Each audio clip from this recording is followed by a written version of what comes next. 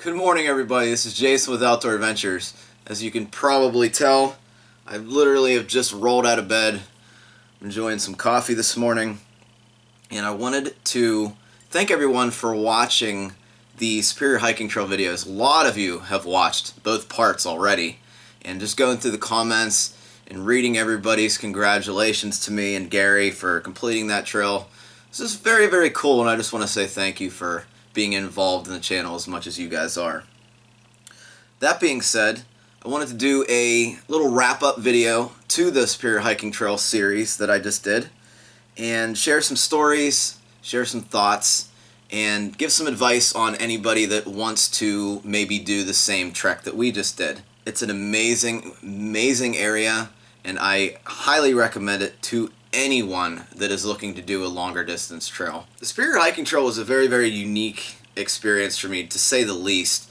When I first got there, I wasn't expecting the terrain. I was expecting just a nice, easy walk through Minnesota, and that was absolutely not the case, but we're going to get into that. First, let me share some stories with you. So when we got to the parking lot, when Bob dropped us off, we were thinking about, should we make that mile trek up to the 270-degree overlook and, walk the mile back to the actual SHT trailhead? And yes, for anyone doing that, by all means, drop your packs, leave them in the car, go do that overlook real quick and come back. It didn't take all that long. The terrain is definitely not hard in that area, and it's not that much of an uphill. You're pretty much up top already, except for the last stint of it. So by all means, please check that 270-degree overlook. It will give you a nice view of Canada, and I forget the river that's running up, but you can definitely see a nice little river, nice little stream up there. On day one, I mentioned it in the video, but I didn't go too in-depth on it, because honestly I was a little scared. About 6 or 4 miles, maybe 5 miles away from camp, my IT band started to hurt pretty bad. For those of you that have been watching the channel for a while, you know that I suffer from some crazy IT band issues, especially at the start of the year. Now, I thought those were all gone and done with this year, but day one really scared me. I was thinking to myself, we spent all this time planning, we spent all this time driving, all this money, all this time researching, we bought books, we bought maps, and now I'm going to have to tap out because of a stupid tendon. And I was just not angry, but I was more scared that I wouldn't be able to, go any further than the 22 miles that we walked the first day. And it sucked. It really did. And then we came upon that road, and I'm just like, oh my God, someone just entered the Konami code into the Superior Hiking Trail, and that allowed me to recover. I swear, if there was any more uphills or downhills that day, I'm not sure we would have been able to complete that trail. I probably should have stretched a little better. Being cramped up in that car for, basically 2 days is what it was. The whole day, Saturday driving, and then Friday 3.5 hours driving to the trailhead. That caused me to get pretty tight. So I should have definitely taken ibuprofen before we left, probably. Kind of reduced any kind of inflammation, ready to go on that tendon. And I was scared that we'd have to tap out. Luckily, I decided to take 4 ibuprofen, drink a ton of water, and do some crazy stretching. And I was up much later than Gary. He had passed out, and I was still in my hammock stretching. I was not going to let that IT band stop me from doing this trail. And luckily, the next day we woke up and it was completely fine. It was still bothering me just a tad in the morning, but as we warmed up, it was fine. And I was so thankful for that. I felt like someone just gave me, a second life. Not a second life, but in a video game kind of second life. An extra credit. So that was really scary. That was a really scary time. The first day too. On day 2. I remember we were talking on the bridge right after Crow's Creek campsite, and I felt this sharp pain on my calf, and I'm like, what the heck? I look down and I see a ton of hornets flying around me. I look back at Gary, I'm like, bees, run! And we both scattered off in different directions. I ran across the entire bridge and probably sealed my fate as far as getting stung as many times as I did. Luckily, the last time I got stung, which was in the Smokies a couple years back, people asked if I carried any Benadryl, and luckily I do now, and it also doubles as a sleep aid for me, which we're gonna get to. But yeah, 6 or 7 hornet stings does not feel fun at all. I actually had a hard time catching my breath. I don't know if it was because right after the bridge I had to run straight uphill or not, but I had a hard time catching my breath. I was actually getting a little dizzy, which was very surprising. I dumped some water onto my buff and put it on the back of my neck, and after that I was pretty much okay. Gary had walked around, went through the stream, and then back up to join me. That was crazy. And we checked so for the shta.org is a website that you can check all of the trail conditions that people post. There's a little section that they can fill out and post, what they just experienced. The next day we checked, and it said that there might be minor activity for the wasp nest on the bridge, but no. It was full activity. It was going strong. There was a ton of wasps. So I did make another trail conditions update when we were in Grand Marais, when I had signal about that, and so hopefully that gets taken care of, because that was a bad nest. That was really bad. I showed it in the video. A lot of people's videos, Frankies for example, they skip the lake walk, and I didn't understand why until I actually got on to the shores of Lake Superior. Now, the shores of Lake Superior aren't the nice sandy beaches that you're thinking of when you think of a shore, but it is. Think of going out in elementary school to recess and going on the playground. You might have had these little pebbles and little rocks that you had to walk through to get to the swings or the seesaw. Those are what the lake shore walk is about. You have to walk 1.5 miles, 1.8 miles, whatever it ended up being, on those rocks, and it's very, very rough on your calves, especially if you're not warmed up that day.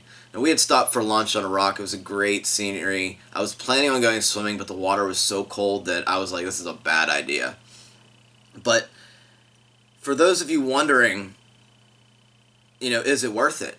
Yes. You're never going to get that experience of walking on a trail like that. So don't skip that area. Don't just walk the road. Definitely go through the lake walk and enjoy that experience of 1.5 miles along one of the most beautiful lakes that I've ever seen. I wanted to talk a little bit about day 9, I believe it was, when I lost Gary. That was definitely an interesting experience. It was about, I think, 58, 55 degrees, so it was a little bit cold that night.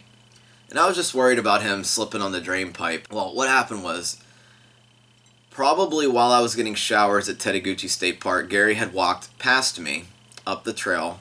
Didn't get my text message to, hey, there's showers at Tedeguchi, come on down and grab a shower. He walked past me, didn't see me at East Palisades, so he said, I'm going to walk a little further and go to West Palisades. By the time he got there, it was only it was less than 0.1 miles. It was not that far away. It was a couple hundred feet away. And by the time he got to West Palisades, he didn't see me there, and it started to rain. Bad rain, really, really heavy. And I don't know if the video did it any justice on how hard it was coming down, but it was definitely coming down. It was definitely thundering. So he said screw it and set up there. He actually had a terrible night, he said. When he got there, he was actually having a really hard time to set up. He said there was one other tent camper with him, and all the rest of the areas were just completely muddy, so he had to set up basically in a mud puddle. But luckily everything worked out with that. I don't know how worried the video that I posted came out to make me, but I was definitely worried about him. All I could think of was this kid slipped in the drain pipe, which was, straight up rock scramble. You guys saw it in the video. I was just so worried.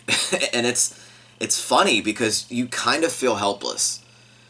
Now, I would have probably walked all the way back to the drain pipe in the dark had it not been thundering. We were up on a ridgeline at that point, and, walking on a ridgeline, going back, 2 miles, 2.5 miles, I forget how far it was. It was pretty far from the campsite, and trying to find another person.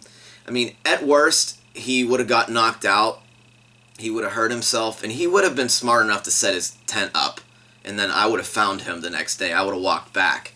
But you just feel so helpless, especially with the resupply the next day. You don't have cell service out there, and yeah, it's not a good feeling whatsoever. It was definitely a scary thing, and it turned out to be absolutely nothing. It's just a little tiny misunderstanding that was such a big deal in my head. But with some sleep, I was able to, push those thoughts back and, know that he was okay. Thoughts on the trail. The recovery time needed on a longer distance hiking trip, I think after the first 5 or 6 days, the recovery time needed definitely decreases. So if you're worried and you've done, 3 or 4 day trips and you're very, very sore, I believe that'll actually go away. I was more sore on a 3 or 4 day trip than I was by like day 9 or 10, just because I think my body adapted. So if you're worried about that recovery time and it's stopping you from doing something like we just did, some semi-long distance trail, nothing like the AT or anything, obviously, but you will notice that you have decreased recovery time needed. So don't worry about that too much. If you're thinking about doing the same trail that we did, the Superior Hiking Trail, the terrain is a lot harder than I thought it was. There's a lot more up and downs. Even looking at the elevation profile, there's definitely a lot more. It feels like way higher than what they were telling us. And I attributed that to the fact that the terrain was very rocky and very rooty, meaning the roots were sticking up above the dirt and you had to avoid them or walk on them, and they would definitely make your feet hurt a lot more than I thought they would. Day 13 was one of the easiest days we ever did, and we ended up pulling out 19 miles that day. And the reason we were able to go so fast, and I did mention this in the video, that it was like a normal trail. It was a normal trail in one of our state parks back home here in PA. It was definitely not rocky or rooty whatsoever. Not many hills to climb, and that was a rare occurrence on that trail. Be expecting rough terrain, and don't take it for granted. I think the biggest problem I had on the trail wasn't the terrain, it wasn't my feet, it wasn't my muscles being sore, it wasn't the food that I brought, it was actually sleeping. I attribute some of that to the temperature. Now, it was predicted to be in the low 60s the whole time for the low overnight. It was pretty much in the mid 50s most times. We'll average it out to mid 50s. Now, I was really debating on bringing that Costco quilt, the 50-degree quilt basically, and I think I would have slept a whole lot better most nights with that quilt, but there were some nights, and the reason why I didn't bring that quilt on this trip was it was predicted to be 49 degrees one night, so we were expecting a very low temperature. I think it was the Monday of the eclipse. And I'm glad I didn't bring it because they were completely off. I think I would have been a little bit uncomfortable. You're talking multiple days in the 40s, multiple days in the low 50s, and most days in the mid 50s, which is where I rate that quilt, about mid 50s. But I'm glad I didn't bring it most nights. Some of the nights were just so hot that I ended up draping the quilt over top of my ridgeline. And, I'd go to sleep for a little bit and I'd wake up sweating. Now, another thing I did before that trip is I actually washed that quilt. It was my first time ever washing it, so I think my down might not be fully migrated.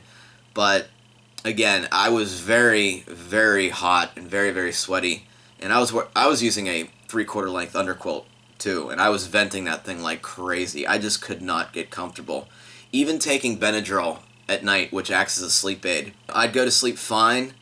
I'd get a little cold toward, 2 a.m., 3 a.m., and then covering up with my quilt was just so hot and sweaty. So I think the biggest problem for me was sleep, and I wish I could have found a better way to maintain a more consistent sleep. Now, it should be noticed that I, some nights, even here at my house, have insomnia. I just can't get to sleep. Well, let me put it this way. I can get to sleep, but I can't stay asleep. So if I am ever going to do the AT, I need to work on my sleep consistency first. I cannot do the Appalachian Trail without figuring out what's wrong with my sleep. So that AT is on hold for now. I will love to do that. I think it will happen one day very soon here. But I need to work on getting my sleep consistency up before that happens. For people like me who consider themselves the weekend warriors, they throw a 4 or 5 day trip every now and then, and they're like, oh man, I can't do a 14-day hike, somewhere. Yes, you can. You can do it. I did it. I am just like everybody else. I'm no different than your average backpacker. I may have a YouTube channel about backpacking, but I'm no different than anybody else that watches this channel. Like I mentioned, after 4 or 5 days, your body will start recovering faster. It's like starting the gym after New Year's. I know a lot of people do that. They say, I'm going to get fit this year. As long as you train yourself, as long as you condition, go for runs, do, like I said, I was doing Insanity, a Beachbody program that I highly recommend. You do that for a couple weeks. I did it for 2 months. You will have no problem completing that trail. Beat your feet up like I did. If you have a dog, walk the dog in your bare feet up and down the sidewalk.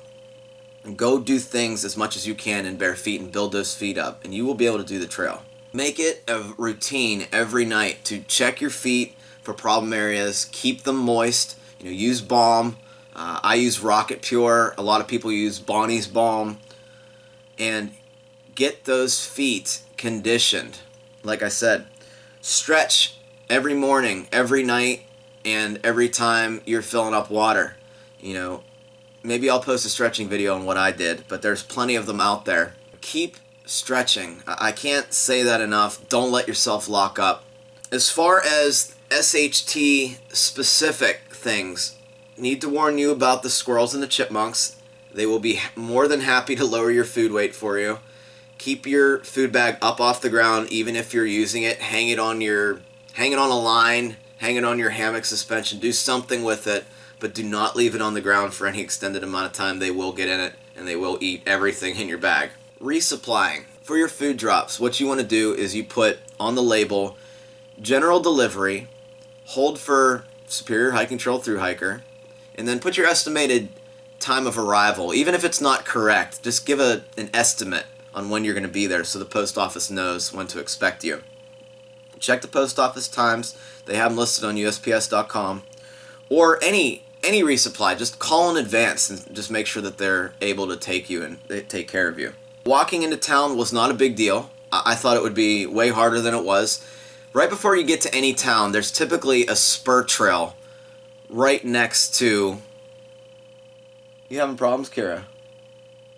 Yeah? What's up?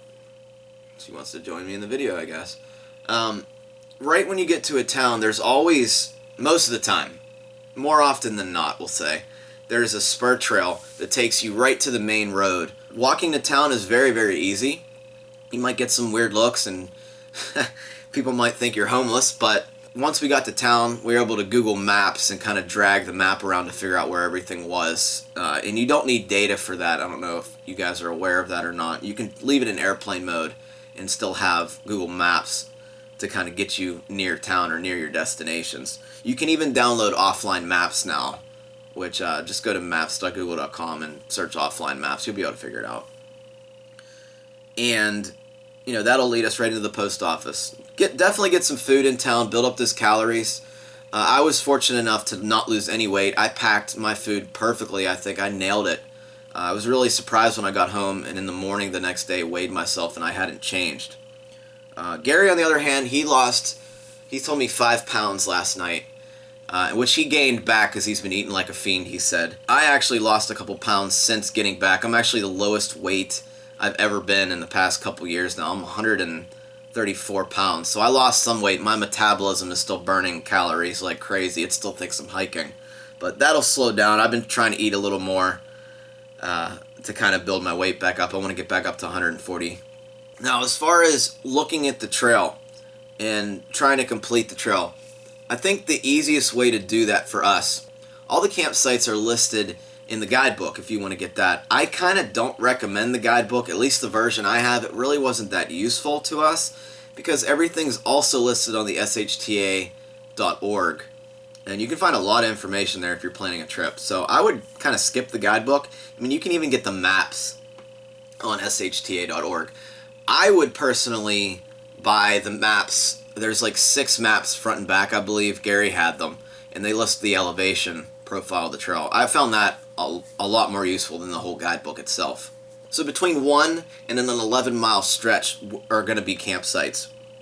And once we hit a campsite, we kind of crossed it off the list, turned the page, and kept going. And that was much easier than looking at it per day. It's like, oh, we have 18 miles left and it's only 10 o'clock. You know, or we have 220 miles left and it's only, you know, day 1. So don't look at it as a whole, is what I'm trying to say. Look at it in sections. If you want to do it by days or by campsites or by roads or by points of interest, break up the trip into manageable sections. Don't look at it as a whole, or you might get burned out. One of the greatest tools that we found was on shta.org, and I can't say this site enough because they do a great job. The SHTA is actually the Superior Hiking Trail Association, and they're the ones that are in charge of maintaining the trail. It's run by 2 people is what we found out, and then they contract out if they need to, you know, build bridges or, you know, fix the trail up. So 2 people are maintaining this entire trail, which is absolutely crazy to think about. What they have on the SHTA is GPS data. It lists the whole trail and it lists every campsite. So what we would do is we would load that GPX file into a GPS app. For instance, we use ViewRanger. Now I didn't show this in the video, but I do have some footage of it. And what it would do is you could pretty much estimate how far away you were from each campsite. It would list the campsites and it would tell you if you were on the right track on the trail. So I would definitely bring it. It also lists some side spur trails that goes down to town and just helps you find things a lot easier. One last and final comment I wanted to bring up is because we were eating so much food, and I was not expecting this. I don't know why I didn't think about this earlier. Bring extra toilet paper. I can't tell you how many times we had to gank extra toilet paper from some of the state parks that we went through just because we didn't bring enough. This is going to sound a little gross, but with the increased food intake, I was going to the bathroom 2 or 3 times, sometimes 4 times a day. Gary, who never goes to the bathroom on the trail, which I don't know how, he was going 1 or 2 times a day. And it was crazy how fast our bodies were going through that food. When it hit you, you had to stop right then and there what you were doing. You were hoping that you were at a campsite. Luckily, I had to dig 1 cat hole because every campsite has a latrine next to it. So if you're worried about, you know, pooping in the woods, if you can make it to the campsites, you won't have to dig any cat holes. The latrines there are amazing. They're away from camp a little bit. Most of them are very secluded and give you lots of privacy. And that was one of my favorite things about the trails. I didn't have to dig any cat holes. So guys, wrapping this video up, and I want to thank everybody for watching this. You can do this trail. I did it. I'm just like everybody else. Make sure you have your food on par. Make sure you know how many calories you need to intake to maintain your weight and to keep your energy high.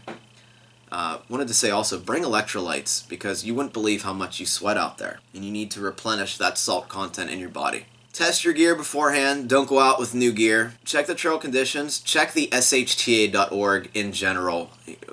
Check every section of that site. It's an amazing resource whenever you thru hike. Go up to the 270 overlook. Do the lake walk. Check out the Superior Shuttle. I can't tell you guys that enough. We had a great time with Bob, who's the owner of the Superior Shuttle. And he was even being a tour guide the whole way up to the parking lot. Thanks for coming along with me on the Superior Hiking Trail. I appreciate all the comments and the congratulations. It really means a lot. Whenever we had data, it was a pleasure reading your comments on Facebook, so we do appreciate that. And you guys can do this trail. I promise you, you can do it. Find time and go on your own adventure. I'll see you on the trail.